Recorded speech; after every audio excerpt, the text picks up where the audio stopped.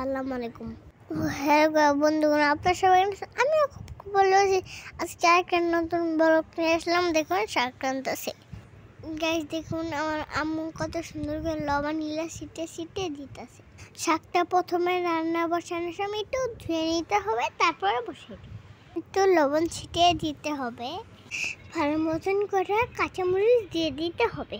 এখন একটু পেঁয়াজ কুচি দিয়ে দিতে হবে। গাইস শাকে কিন্তু অনেক ভিটামিন, আপনারা সবাই শাক খাবেন। শাক খাইতে একটু ভালো লাগে না।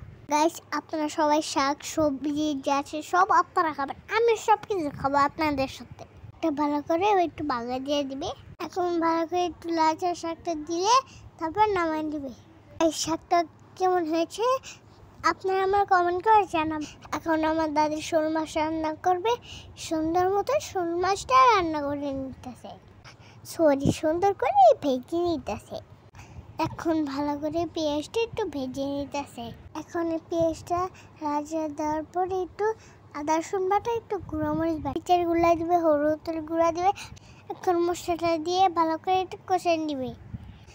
এখন একটু ভালো করে একটু পানি দিয়ে দিবে। এখন ভালো করে পানিটা দেওয়ানোর পর ভালো করে একটু কষে নেবে।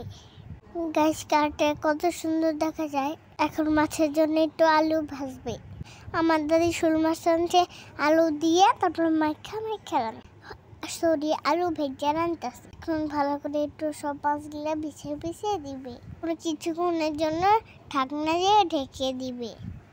এখন ভালো করে দিলে ঢাকনাটা ভালো করে মশলাটা ভিতরে যাবে। এখন আমরা আম মাখা খাবো, এই জন্য আমটা ধুয়ে নিতেছি। এই দেখুন আমগুলো কত পানিতে শাসাইতেছে।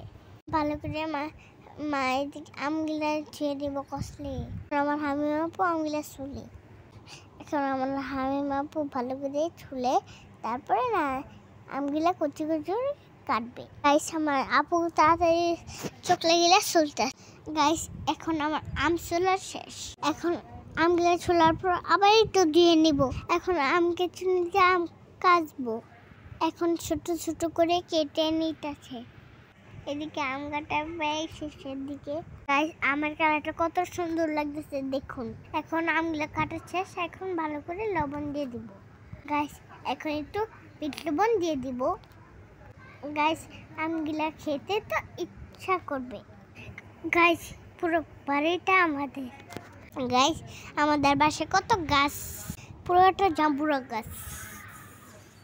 গাইস এদিকে অনেকগুলো আম গাছ, অনেকগুলো করমচা গাছ, ছোট ছোট করমচা হয়েছে। আপনারা খেতে আমার বাসায় চলে আসুন। গাইস দেখুন একটা সুন্দর পেঁপে গাছ। গাইস আমার আফিনে গাছে আম চুরি করতেছে, ওর কাছে আম পার হয় আম চুরি করতে। গাইস দেখুন ওই কত বাটর হয়। এখন আমার বাবা আম খাইতেছে। গাইস আজকের মতো ভিডিওতে আবার পরবর্তী ভিডিওতে টাটা আবার। আজকের ভিডিওটা এই পর্যন্ত। আমি রাফসান মোল্লা পরবর্তী ভিডিওতে চলে আসতেছি। এটা ভালো লাগলে লাইক কমেন্ট শেয়ার দিবেন।